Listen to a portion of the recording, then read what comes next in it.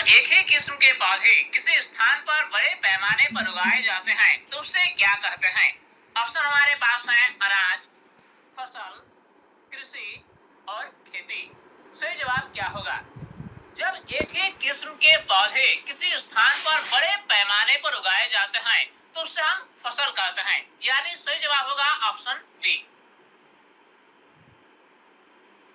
किस प्रकार के फसल की जड़ों की ग्रंथियों में राइजोबियम जीवाणु पाए जाते हैं? ऑप्शन दिया गया है फलीदार फसल, रेशेदार फसल, अनाज फसल या इनमें से कोई नहीं।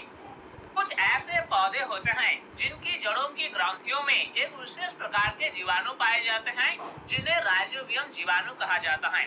ये जीवाणु पौधों के लिए बहुत ही महत्वपूर्ण होते हैं क्योंकि ये वायुमंडलीय नाइट्रोजन गैस को नाइट्रेट में परिवर्तित कर देते हैं और इस प्रकार भूमि में नाइट्रोजन की मात्रा बढ़ जाती है, अर्थात भूमि की उर्वरा शक्ति बढ़ जाती है। तो इस प्रश्न में पूछा गया है कि किस प्रकार की फसल की जड़ों में ऐसी जीवाणु पाई जाती हैं? सही जवाब होगा फलीदार फसल, जिसे दलहन फसल भी कहा जाता है, यानी ऐसे फसल जिससे हमें दालें प्राप्त होती हैं जैसे कि चना, मटर इत्यादि। इस प्रकार की फसल की जड़ों की ग्रंथियों में राइजोबियम जीवाणु पाए जाते हैं। ऐसे फसल को फलीदार फसल कहा जाता है। निम्न में से कौन सा खाद्य पदार्थ जंतुओं से प्राप्त होता है? ऑप्शन दिया गया है दाल, फल, शहद और चावल। सही जवाब होगा शहद। शहद मधुमक्खियों से प्राप्त होते हैं। इस प्रकार इन चार ऑप्शन में से शहद एक ऐसा खाद्य पदार्थ है जो जंतुओं से प्राप्त होता है। बाकी अन्य ऑप्शन जैसे कि दाल, फल, चावल इत्यादि ये पौधों से प्राप्त होते हैं। अब अगला प्रश्न, किस ऋतु में जायद फसल की खेती की जाती है? ऑप्शन हमारे पास है वर्षा ऋतु, शीत ऋतु, ग्रीष्म ऋतु और वसंत ऋतु। कुछ ऐसे फसल होते हैं जिनकी खेती गर्मियों के दिन में की जाती है, यानी ग्रीष्म ऋतु में की जाती है।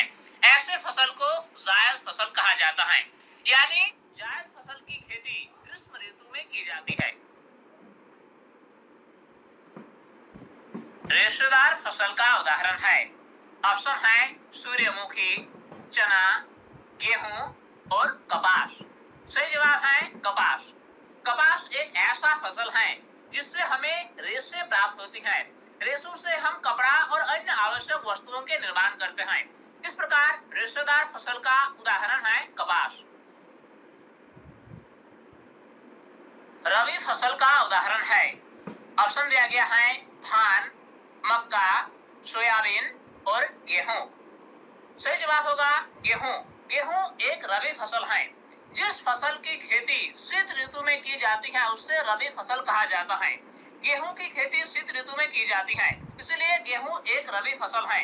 जबकि धान, मक्का और सोयाबीन की खेती वर्षा ऋतु में की जाती है, अर्थात धान, मक्का और सोयाबीन खरीफ फसल का उदाहरण है। मिट्टी को उलटने पलटने एवं पोला करने की प्रक्रिया को क्या कहा जाता है? ऑप्शन दिया गया है कटाई, निराई, जुताई और सिंचाई। किसान बीजों को बोने से पहले मिट्टी को उलटते पलटते हैं और उससे पोला करते हैं। इस प्रक्रिया को कहा जाता है जुताई। Here's a look at my week on Facebook game.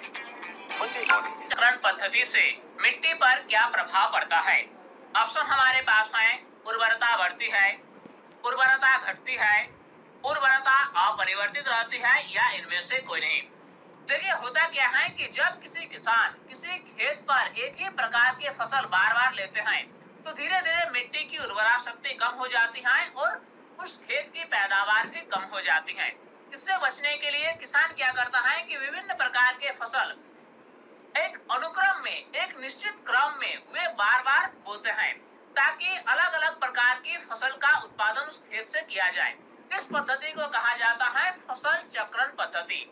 तो अगर किसान फसल चक्रण पद्धति अपनाते हैं तो इससे क्या होता है, इससे भूमि की उर्वरता बढ़ती है। अनाज के दानों को भूसे से अलग करने की प्रक्रिया क्या कहलाती है? ऑप्शन दिया गया है भंडारण, निराई, थ्रेसिंग या कटाई। जब अनाज के दानों को भूसे से अलग किया जाता है तो इस प्रक्रिया को कहा जाता है थ्रेसिंग। अगला प्रश्न पूछा गया है, निम्न में से कौन सा पौधा खरपतवार का उदाहरण है? ऑप्शन दिया गया है गाजर, गाजर घास, तीसी और जूट। देखिए होता क्या है कि फसल पौधे के साथ घास फूस या अन्य अवांछनीय पौधे उगाते हैं जो कि फसल की पैदावार को कम करते हैं।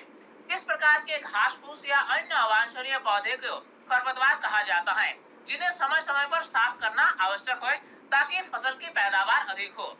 इस प्रश्न में पूछा गया है कि इन चार ऑप्शन में से कौन सा खरपतवार है? इसका सही जवाब है गाजर घास। गाजर घास एक ऐसा अवांछनीय पौधा है जो फसल पौधे के साथ उगाते हैं। तो इस प्रकार गाजर घास एक प्रमुख खरपतवार है। दूध को दही में परिवर्तित करने वाला सूक्ष्मजीव है। ऑप्शन दिया गया है बेसिलस एंथेसिस, राइजोबियम, माइकोबैक्टीरियम और लैक्टोबैसिलस। हम अपने दैनिक जीवन में दूध को दही में परिवर्तित होने की परिघटना से वाकिफ हैं। दूध दही में परिवर्तित होता है एक विशेष प्रकार के जीवाणु की मदद से। इस जीवाणु का नाम है लैक्टोबैसिलस।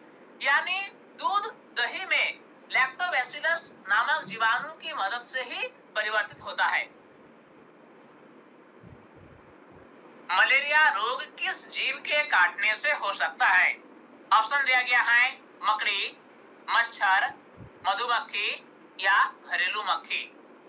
मलेरिया पीड़ित व्यक्ति को जब एक मच्छर जिसका नाम है मादा एनोफिलिस मच्छर जब एक मलेरिया पीड़ित व्यक्ति को काटता है तो फिर मलेरिया पीड़ित व्यक्ति से रोगाणु उस मच्छर के शरीर में आ जाता है। फिर ये मादा एनोफिलिस मच्छर जब एक स्वस्थ व्यक्ति को काटता है तो वह स्वस्थ व्यक्ति भी मलेरिया से पीड़ित हो सकता है। यानी मलेरिया रोग मच्छर के काटने से हो सकता है। सही जवाब होगा ऑप्शन बी। सबसे पहले कौन सा प्रतिजैविक खोजा गया? ऑप्शन दिया गया है पेनिसिलिन, स्ट्रेप्टोमाइसिन, एरिथ्रोमाइसिन और टेट्रासाइक्लिन। सही जवाब है पेनिसिलिन। पेनिसिलिन सबसे पहले खोजा जाने वाला प्रतिजैविक है। अब इस प्रश्न में पूछा गया है पेनिसिलिन प्रतिजैविक की खोज किसने की? ऑप्शन दिया गया है Edward Jenner, Robert Koch, Louis Pasteur और अलेक्जेंडर फ्लेमिंग। पेनिसिलिन नामक प्रतिजैविक की खोज अलेक्जेंडर फ्लेमिंग ने की। पैकेट बंद दूध को खराब होने से बचाने के लिए किया जाता है। ऑप्शन है किण्वन, पाश्चरीकरण, भंडारण या नाइट्रोजन स्थिरीकरण। दूध को खराब होने से बचाने के लिए पैकेट में डालने से पहले दूध का पाश्चरीकरण किया जाता है। इसके करने से क्या होता है कि दूध बहुत जल्द खराब नहीं होते हैं। इस प्रक्रिया में क्या किया जाता है कि दूध को 60 से 70 डिग्री सेल्सियस तापमान पर गर्म किया जाता है। गर्म करने के बाद इसको ठंडा किया जाता है और पैकेट में बंद किया जाता है। इस प्रक्रिया को पाश्चरीकरण कहा जाता है। पैराशूट तथा चट्टानों पर चढ़ने के लिए किस पदार्थ का उपयोग रस्सी बनाने के लिए किया जाता है? ऑप्शन हमारे पास हैं रेयान, पॉलिस्टर, एक्रिलिक और नायलॉन। इन चार ऑप्शन में से हमें सही ऑप्शन को चुनना है। नायलॉन एक ऐसा पदार्थ है, एक ऐसा रेशा है जो बहुत ही मजबूत होता है। इसीलिए पैराशूट तथा चट्टानों पर चढ़ने के लिए रस्सी बनाने के लिए नायलॉन का उपयोग किया जाता है। निम्न में से कौन सा प्राकृतिक बहुलक है? ऑप्शन दिया गया है पॉलिस्टर, सेलुलोज, एक्रिलिक और नायलॉन। सही जवाब है ऑप्शन बी सेलुलोज, जो कि एक प्राकृतिक बहुलक है। निम्न में से किसमें सेलुलोज की प्रधानता होती है? ऑप्शन दिया गया है कागज, रबर, प्लास्टिक या इनमें से कोई नहीं। सही जवाब है कागज। कागज में सेलुलोज की प्रधानता होती है।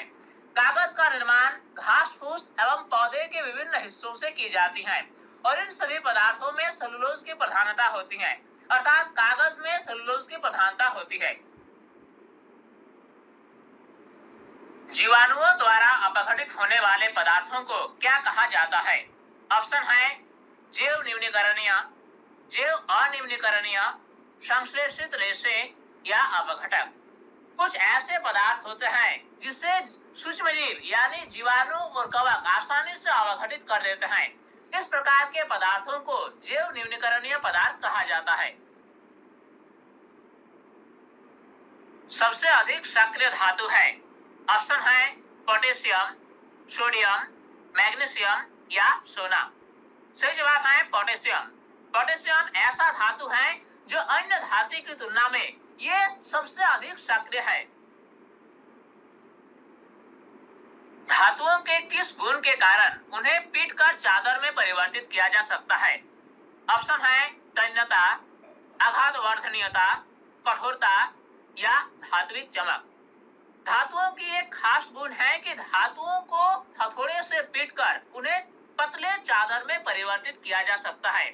धातुओं के इस गुण को आघात वर्धनीयता कहा जाता है। इसी प्रकार अगला प्रश्न पूछा गया है, धातुओं के किस गुण के कारण उनके तार खींचे जा सकते हैं? ऑप्शन है तन्यता, आघात वर्धनीयता, कठोरता या धात्विक चमक। धातुओं की एक गुण होती है कि धातुओं को खींचकर पतले तार बनाए जा सकते हैं। धातुओं के इस गुण को तन्यता कहा जाता है।